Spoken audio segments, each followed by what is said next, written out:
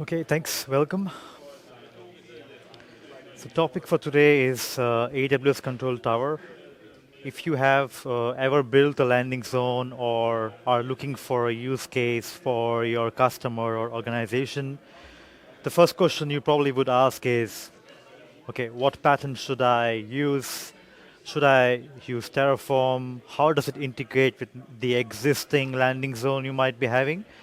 Or you might be having a greenfield project where you have to choose a framework. So today we'll talk about AFT, that's Account Factory for Terraform, and ControlTower best practices from customer use cases.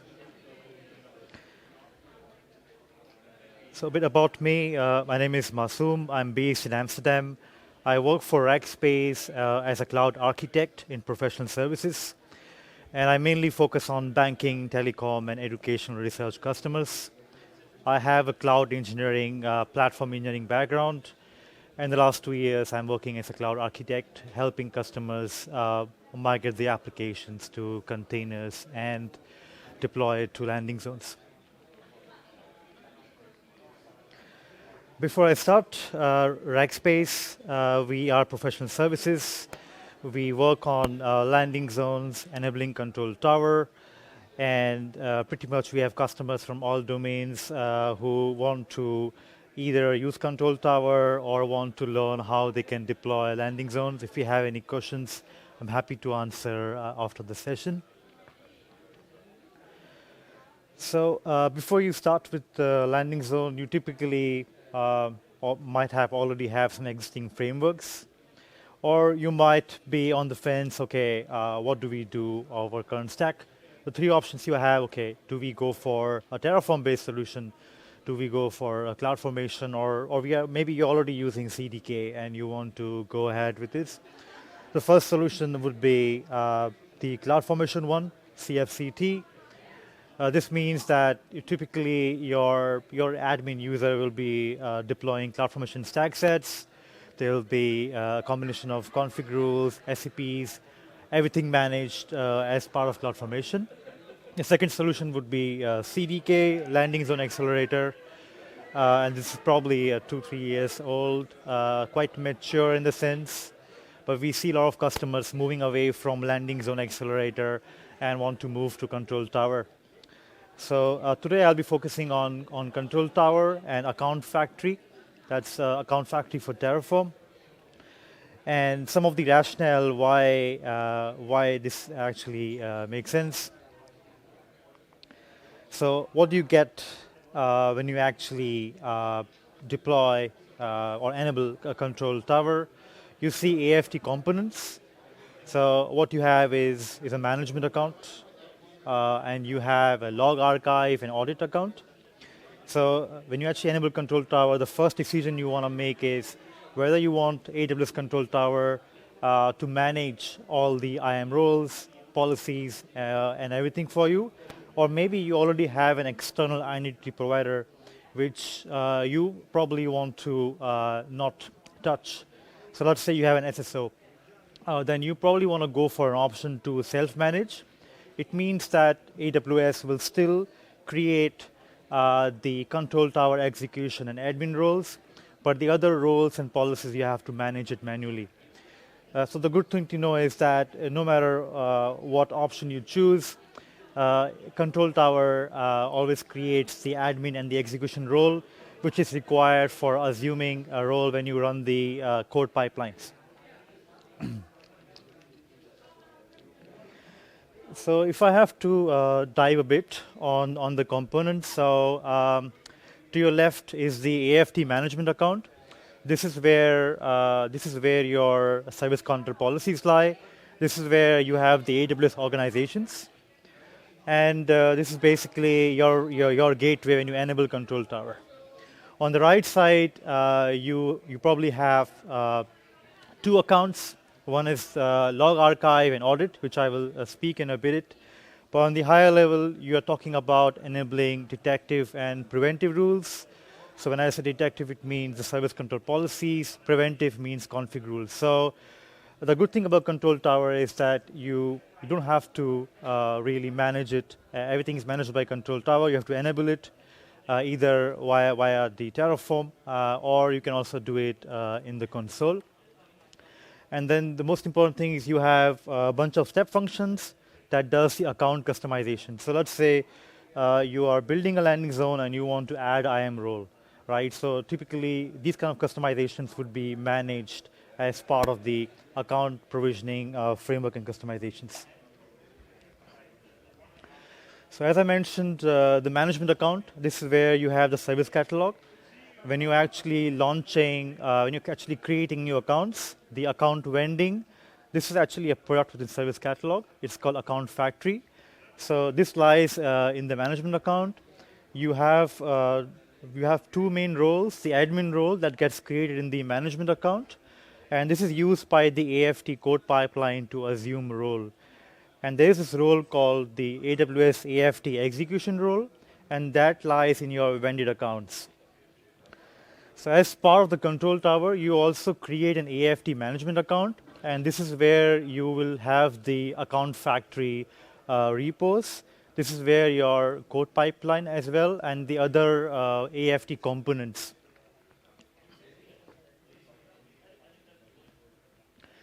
So I mentioned about 4 repos. The first repo is the AFT request. This repo is where you will actually define your account parameters and your tags. So when you're actually vending a new account, this is the repo that you'll be referring to.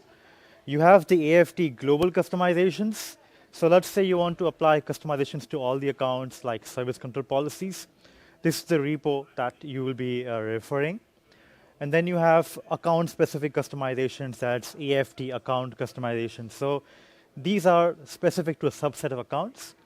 And then you have the AFT account provisioning customizations. So let's say you have an integration with ECS, SNS, SQS via environment variables. You will manage the AFT account customizations in this repo. So let's say you want to add a specific IAM role to only one account. And this is going to be the place where you will have these customizations. So as I mentioned, what AFT provisions is all this stuff. So it is step functions, DynamoDB, Lambda, SQS, IAM role. So if you actually ask a question to AWS, how much does it cost to run AFT, they would say none. But in theory, you're actually paying for all these resources that are running in your management account. So when you start with Terraform, you have a state file. So we call it as a backend Terraform state file. So your AWS code build, when you do a Terraform plan stage, it actually reads the Terraform state file. And when you actually do a Terraform apply, it writes to the Terraform state file. So in the next slide, I'll show how it looks like. So you have the AFT admin user, and that actually triggers the code pipeline. So this is just about how the pipeline looks on a high level. We will deep dive into each component. So when you start with Terraform, you have a backend Terraform file. This is where you define the state, you define your DynamoDB table, you define any KMS key, you define the region, and you probably define the bucket name. So this remains. So and this actually is part of the AFT global customization Terraform. So you have a code build, and this actually reads and writes to it. So if your backend is configured correctly and you go to the code build logs, you will see that the backend has been successfully configured. So going back to the AFT pipeline, so it's a code pipeline. There are mainly 3 pipelines. One is for the account request. The other one is for account provisioning and for the AFT customization. So when you're actually trying to create new accounts, you can execute multiple jobs to create those pipelines, but they actually are in a FIFO fashion. So it runs parallelly, but then it waits 30 minutes to create the account, and then the next account gets created.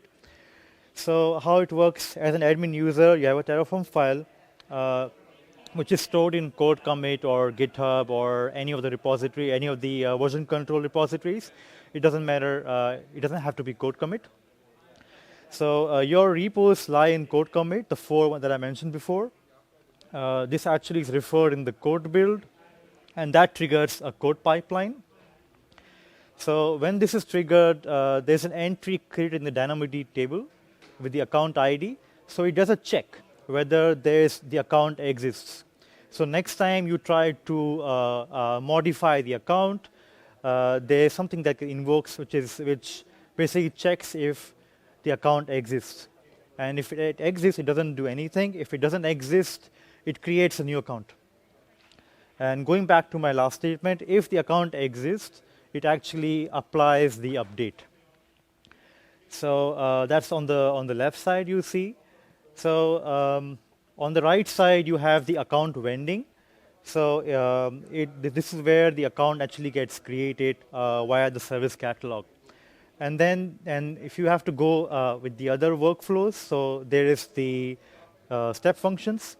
So when you have the ControlTower events, that triggers an event bridge, and then the aggregated event logger, and then that actually refers to the code pipeline. So after the account gets created, it also triggers other pipelines, which is the account provisioning pipeline. So in your repo, you actually have an option to trigger all the repos simultaneously. So it's very important to understand the workflow. So these are step functions, state machines. And you have the AFT account provisioning framework state machine, which runs a number of steps like it creates tags, it sends a notification to SNS to see whether the account was created successfully or failed. And then the next one is the AFT account customization. So this one is when you want to invoke if you want to invoke an update, then the Lambda function account provisioning invoker gets triggered, and then this runs a bunch of state machine step functions. So when you go to step functions, state machine, this is the flow that you will see of the orchestration. So as I mentioned, the AFT account provisioning, it runs a bunch of steps. It checks if the account ID exists in DynamoDB. It creates your AFT feature tags. It also checks if there are any conflicts, any drifts. It adds any metadata that you might be referring to. And then finally, it sends a notification to SNS whether it was a success or failure. So if your account vending fails, you have to actually go back and see where the account is getting stuck. It could be that something failed in DynamoDB or SQS. So in one way, the experience is not very SASE in a way, right? Because you have to still manually intervene if something goes wrong. But AFT is quite mature in a way. It's been almost 3 years, I think, by AWS. It's a joint venture by AWS and HashiCorp to maintain this Terraform module. So there are issues which happen with customers, and then we have to basically work with AWS and resolve. So let's say you have a pattern where you already have existing accounts and you want to bring it to ControlTower, right? So this would mean that you are manually enrolling the accounts. The first thing you would do is you will disable AWS config. You don't want any overrides to happen. And then you have to decide which resources you want to retain. Let's say you are coming from a different pattern, like, for example, ADF or Landing Zone Accelerator.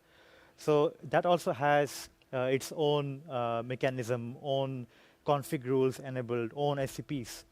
So when you're enrolling accounts, you can do that also in the AFT Terraform manifest file. You have to maintain the import Terraform manifest file where you define the account parameters. Then AFT components are quite intelligent via the step functions. It checks if the account exists. If it doesn't exist, it runs the series of steps. And then in future, you can apply the customizations via AFT once you enroll the existing account to ControlTower. And obviously, you have to sometimes manually look at your CloudFormation stack sets and see what you want to retain, what you do not want to retain. There might be some conflict with IAM roles, but Control Tower, when you enable, it makes sure that it does not override your existing IAM roles. So it starts with the AWS Control Tower as a prefix. So how does it look like in Terraform? When you go to your account request repo, you have these parameters. So let's say you want to create an account saying community day sandbox, and this lies in your dev or sandbox OU. So this is how you will define these parameters in Terraform, and then you can apply account-specific tags. You can also apply cost allocation tags if you need. And then you define, okay, what OU will this account land in. Then you have the account customization repo, which also has a Terraform file. And here you have to refer the Terraform module by HashiCorp as an upstream. And then you also have to define where where the 4 repos actually live. So in this example, we have a GitHub username, but it can be anything else. If you're using GitHub or any other external version control, make sure that you have the credentials that needs to be created for that sync to happen. The good thing to know is that it works in a GitOps fashion. So it continuously listens to the changes. Even the code pipeline, it listens to the new changes and tracks. So it's a GitOps way of working, which kind of like. So as I mentioned, when you're actually enabling Control Tower, this is from customer experiences. So when you're actually enabling Control Tower, this would actually mean that you are actually paying for the resources that get created.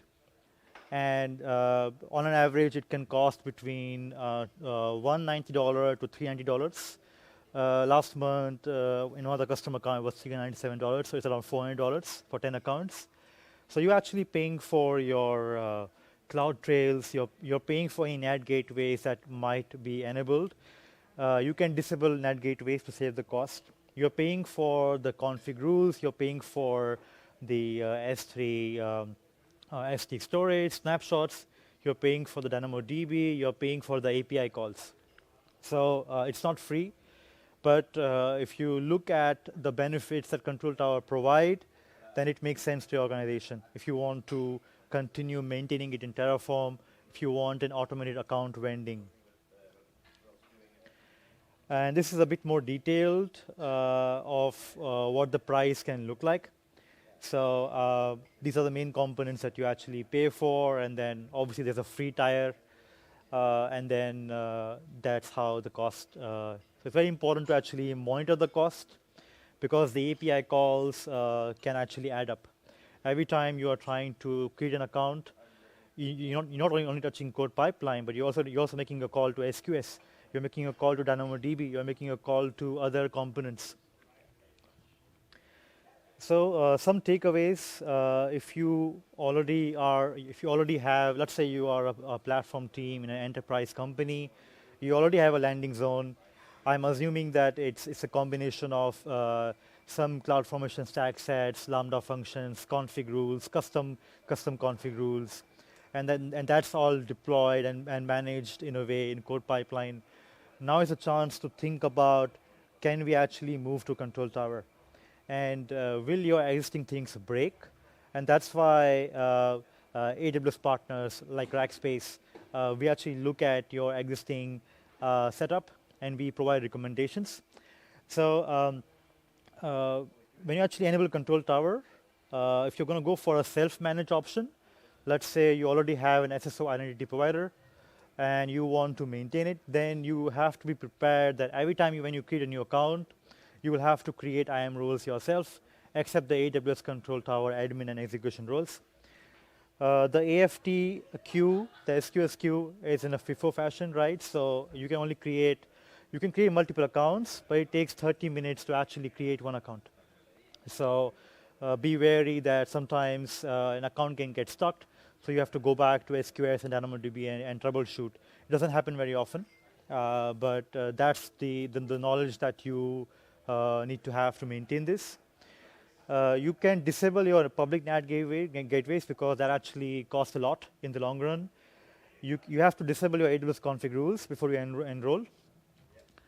And you want to avoid enabling any service control policies via AWS organizations. Moving forward, when you move your accounts to AFT, you want to manage it as part of the customizations as part of the Terraform modules. You do not want to manage things on the console. Otherwise, you will have a drift. So that's very important. And use the ControlTower conformance pack. This is a GitHub repo with examples by AWS.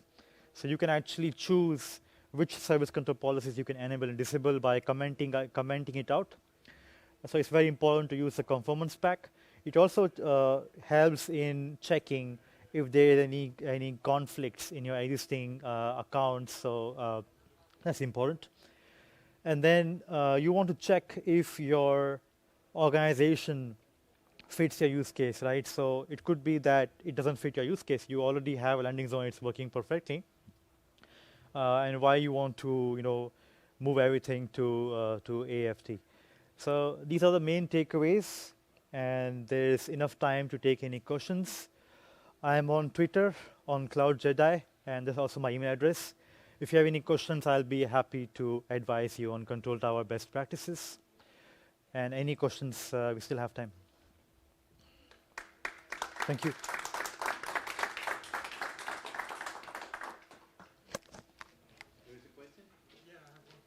Sure, go on.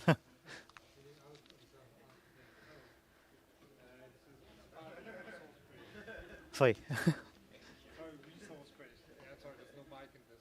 I don't think so. It's about resource creation. When would you, for example, when you do a new account, it's empty. There's nothing in it with AFT. You tried it. It works perfect. But when would you create, for example, a VPC? Would you do that as part of this pipeline? Yes, so I mean, where's the limit? I mean, would you create AFT?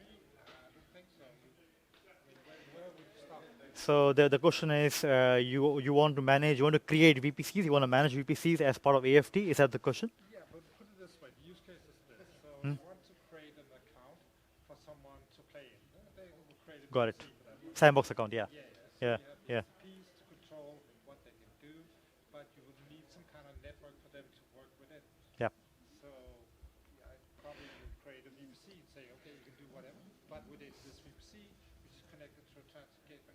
Yeah, so that's a very common use case. So, so you actually create your VPCs in your customizations, in the customization repo.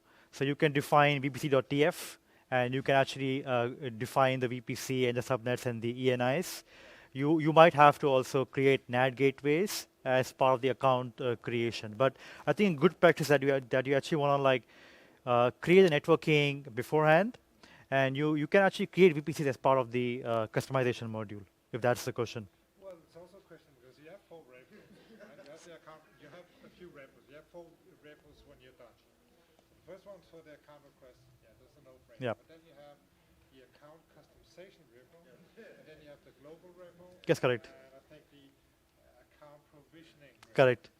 So which one would be the right option for this one?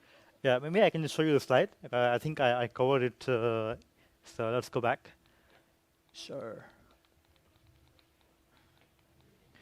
Yeah, so this actually would be specific to a specific account customizations. And so I think I have to check. I have to check my GitHub because we do it for the customers. If I'm not wrong, it has to be on the account customization level, because that's also where we create IAM S3 buckets. But if you have any integrations via system manager environment variables, then this is a better option. But I think VPC specific, it has to be in this repo, third one. But feel free to shoot me an email. I can check. Other questions as well. I'm working on it right now. Yeah, it's a learning journey for everyone. So yeah, it could be that. I also feel like it's a playground. You have these 4 repos, and then how you design it within those repos, that's up to you. Yeah, so you also want to enable the service control policies on that specific OU. So these playground accounts, they cannot just do anything. We had a customer who came to us, says they want cost control for their quantum computing resources using Bracket. And we had to then, we had to basically create a custom solution. It doesn't exist. There are some use cases where you have to do cost control, where you want to define the boundary, what what an account can do. Yeah, and you have to set the budget and everything. So it's all possible, but it's not coming out of the box. No, I don't expect it to come out of the box. Yeah, yeah. It's more a question if you do it within this repo, you might have issues later on, and I find the documentation is lagging a bit where it was Yeah, yeah. Right. Thanks. Yeah. So I don't hear you, sorry. Okay. If you have a third-party provider that gives you a stack set that you normally deploy through your OU, CrowdStrike, Wix, whatever it may be, how does that integrate when you move to AFT? So the question is, if you already have CrowdStrike, that's more like for security aggregation, right? Sure, but you deploy them through a stack set through ControlTower, right? Yeah. So honestly, I haven't come across this particular pattern yet, because the thing is, because AWS already has Security Hub, and it might conflict. So it's either you go for an external tool, or if you want to enable Security Hub, which is optional, by the way, then you might want to choose A or B. But I haven't come across this kind of integration pattern before. But yeah, I can check. I can check and come back to you. Yeah, I want to, in the beginning you're talking about these different landing zone options. And you mentioned the landing zone accelerator as that people are moving, your experience, people are moving away from it and into more ControlTower. Can you just briefly explain what it is and why are people moving away from it? Yeah, so I mean, I've been told that Landing Zone Accelerator has a lot of moving components, but also companies are using Terraform since like 3 years now. It has become like the most popular IAC. So let's say if you want to maintain consistency and you want AWS basically to manage everything for you via ControlTower, it's just more easier. I haven't worked with Landing Zone Accelerator myself, so I can't comment on the nitty-gritties. But I've heard that it's, if I'm not wrong, it's a lot of CloudFormation stack sets, all bundled together. Probably, maybe if you are using Lambda, then Python or Node.js. But it's like you're maintaining one big chunk. Here in AFT, you can actually divide your things into different repos, and you can maintain it separately, right? So I think it's just the ease of maintenance, and also Terraform. It doesn't make sense that your landing zone is in CloudFormation, but your development teams are using Terraform to deploy. So it's just to maintain the uniformity. But it's a good question. I haven't come across any blog post, but if I do, I can share with you. Thank you. Thank you.